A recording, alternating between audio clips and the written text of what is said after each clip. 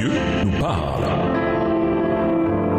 Chaque jour, Charles et Carole vous présentent la leçon de l'école du sabbat.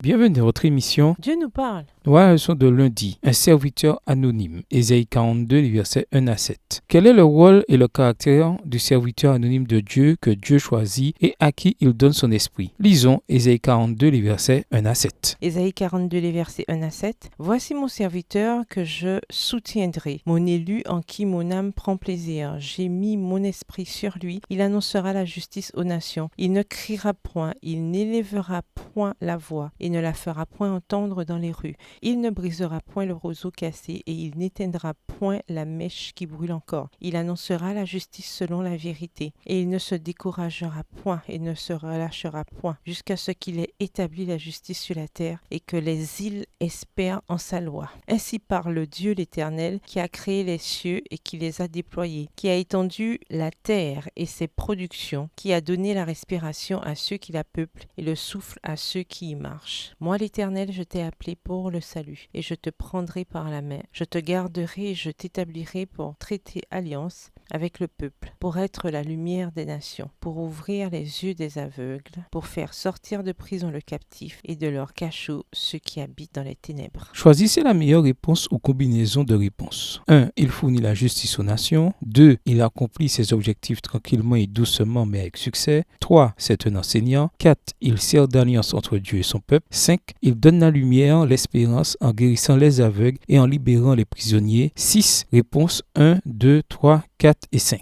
Quel est le rapport entre le rôle et le caractère de ce serviteur et celui du rameau du tronc de Jessé, sur qui repose également l'Esprit du Seigneur? Ésaïe le chapitre 11. Ésaïe 11. Puis un rameau sortira du tronc d'Isaïe et un rejeton naîtra de ses racines. L'Esprit de l'Éternel reposera sur lui, esprit de sagesse et d'intelligence, esprit de conseil et de force, esprit de connaissance et de crainte de l'Éternel. Il respirera la crainte de l'Éternel, il ne jugera point sur l'apparence, il ne prononcera point sur un oui-dire, mais il jugera les pauvres avec équité et il prononcera avec droiture sur les malheureux de la terre. Il frappera la terre de sa parole comme d'une vierge et du souffle de ses lèvres. Il fera mourir le méchant. La justice sera la ceinture de ses flancs et la fidélité la ceinture de ses reins. Verset 6. Le loup habitera avec l'agneau et la panthère se couchera avec le chevreau. Le veau, le lionceau et le bétail qu'on engraisse seront ensemble et un petit enfant les conduira. La vache et l'ours auront un même pâturage, leurs petits un même gîte, et le lion, comme le bœuf, mangera de la paille. Le nourrisson s'ébattra sur l'antre de la vipère, et l'enfant sevré mettra sa main dans la caverne du basilic. Il ne se fera ni tort ni dommage sur toute ma montagne sainte, car la terre sera remplie de la connaissance de l'Éternel, comme le fond de la mer par les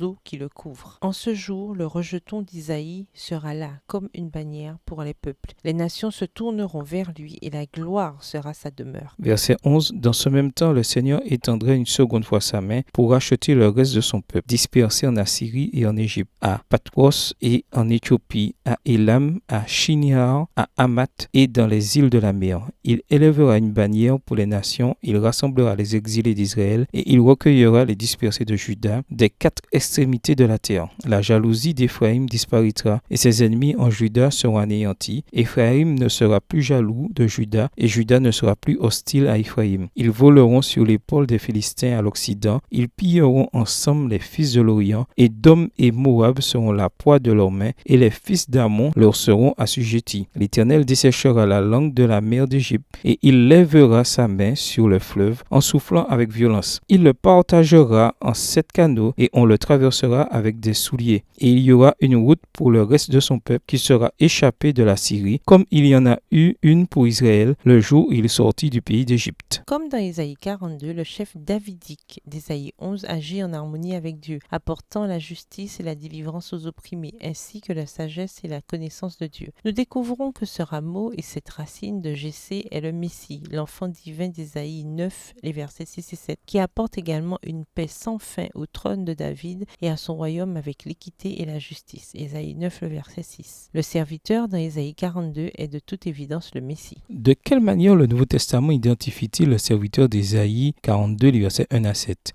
Qui apporte la justice? Matthieu 12, les versets 15 à 21. Matthieu, le chapitre 12, cite Ésaïe, le chapitre 42, et l'applique au ministère de guérison silencieux de Jésus, le Fils bien-aimé de Dieu, en qui il prend plaisir. Ésaïe 42, le verset 1, Matthieu 3, les versets 16 et 17, et Matthieu 17, le verset 5. C'est lui dont le ministère rétablit le lien d'alliance entre Dieu et son peuple. Ésaïe 42, le verset 6, Daniel 9, le verset 27. Jésus et ses disciples obtenaient justice pour les gens en les délivrant de la souffrance de l'ignorance concernant Dieu et de l'esclavage envers les esprits mauvais causés par l'oppression de Satan. Luc 10, verset 19. Puis Jésus mourut pour ratifier la nouvelle alliance. Matthieu 26, verset 28. Et pour obtenir justice pour le monde en chassant Satan, l'étranger qui avait usurpé la position de prince de ce monde. Jean 12, verset 31 à 33. Lisons Ésaïe 42, les versets 1 à 4, la description de Christ. Passez du temps à méditer sur la vie de Jésus. Quelles caractéristiques spécifiques de son ministère ont accompli avec tant de justesse cette prophétie? Quelles leçons peut-on en tirer sur la manière dont nous devrions, nous aussi, venir en aide aux autres? Ésaïe 42, versets 1 à 4. Voici mon serviteur que je soutiendrai, mon élu en qui mon âme prend plaisir. J'ai mis mon esprit sur lui, il annoncera la justice aux nations. Il ne criera point, il n'élèvera point la voix et ne la fera point entendre dans les rues. Il ne brisera point le roseau cassé et il n'éteindra point la mèche qui brûle encore. Il annoncera la justice selon la vérité. Il ne se découragera point et ne se relâchera point jusqu'à ce qu'il ait établi la justice sur la terre et que les îles espèrent en sa loi. Au revoir. Et à demain si Dieu veut.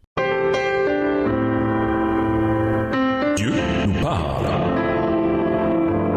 Chaque jour, Charles et Carole vous présentent la leçon de l'école du sabbat.